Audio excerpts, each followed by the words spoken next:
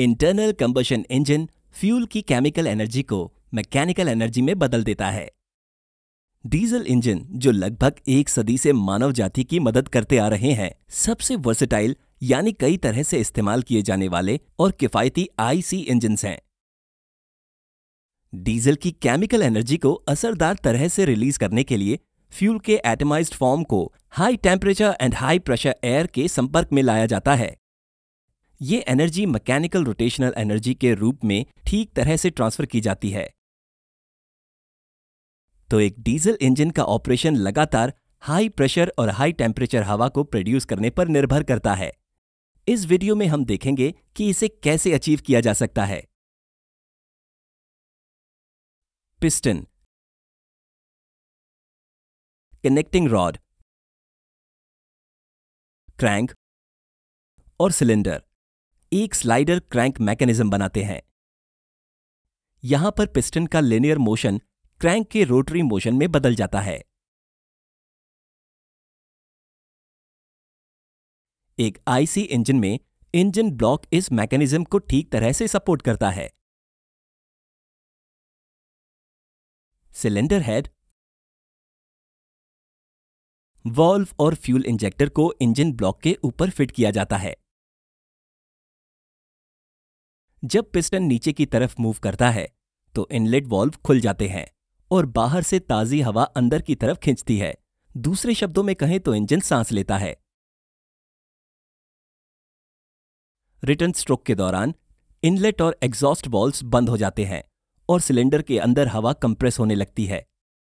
Compression stroke के दौरान piston हवा पर काम करता है, तो हवा का टेम्परेचर और प्रेशर इस लेवल तक बढ़ जाता है जो डीजल की सेल्फ इग्निशन वैल्यू से ज्यादा हो। कंप्रेस्ड हवा में डीजल के एटमाइज्ड फॉर्म को इंजेक्ट किया जाता है। फ्यूल भाप में बदलने लगता है और उसमें ऐसा स्पॉन्टेनियस एक्सप्लोजन होता है जिसे कंट्रोल नहीं किया जा सकता। इसका नतीजा ये होता है कि प्रेशर और टेम्परेचर की वैल्यू हाई लेवल तक पहुंच जाती है। हाई एनर्जी का फ्लूइड पिस्टन को नीचे की तरफ पुश करता है। गर्म हवा पिस्टन पर काम करती है और फ्लूइड की एनर्जी पिस्टन की मैकेनिकल एनर्जी में बदल जाती है। केवल यही एक स्ट्रोक है जिसमें पिस्टन फ्लूइड से पावर एब्जॉर्ब करता है।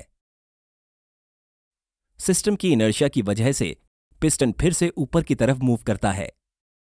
इस बार एग्जॉस्ट के वॉल्व्स खुलते हैं और एग्जॉस्ट रिजेक्ट हो जाता है। फिर से सक्शन स्ट्रोक होता है। यह साइकिल, जिसमें टोटल 4 स्ट्रोक्स होते हैं, लगातार पावर प्रोडक्शन के लिए रिपीट होती रहती है।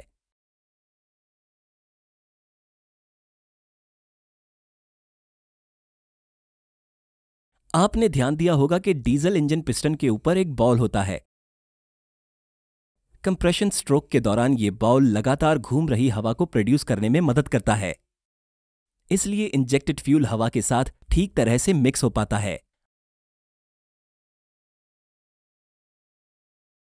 आईसी इंजन्स का मैकेनिकल डिजाइन, खास तौर पर डीजल इंजन्स की डिजाइन, काफी चुनौती भरा और दिलचस्प टास्क होता है, क्योंकि डीजल इंजन्स का कंबशन प्रोसेस कभी भी स्मूथ और एक जैसा नहीं होता। इनमें पेट्रोल इंजन के मुकाबले ज्यादा वाइब्रेशन और शोर होता है। इसलिए डीजल इंजन्स को एक रगेड स्ट्रक्चरल डिजाइन चाहिए होती है।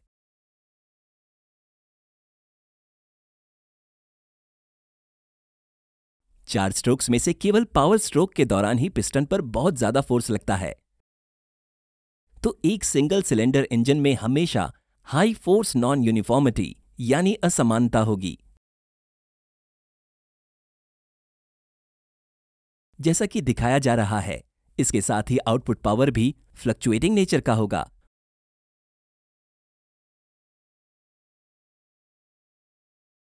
पर ज्यादा सिलेंडर्स के साथ इस समस्याओं का समाधान किया जा सकता है।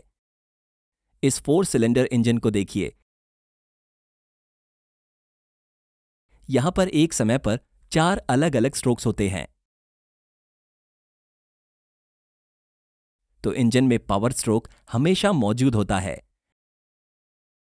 इसका नतीजा यह है कि 4 सिलेंडर इंजन में ज्यादा फोर्स और पावर यूनिफॉर्मिटी यानी समानता होगी।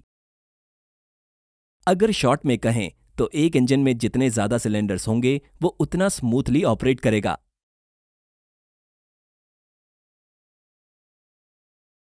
एक 4 सिलेंडर इंजन आमतौर पर इस फायरिंग ऑर्डर के हिसाब से ऑपरेट करता है।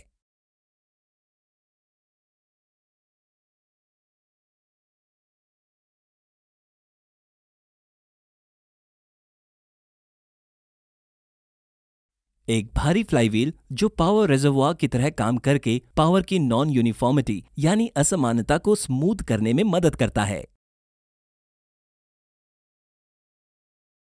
कनेक्टिंग रॉड की साइड पर ज्यादा मास होने की वजह से डायनामिक अनबैलेंस के रूप में एक बड़ा अनबैलेंस्ड फोर्स पैदा होता है। फ्रंट साइड पर काउंटर वेट्स देकर इसे सही किया जाता है।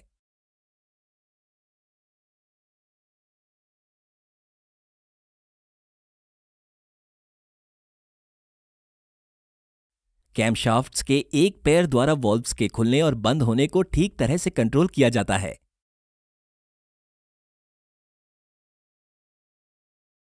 कैमशाफ्ट्स इंजन से अपना मोशन लेते हैं।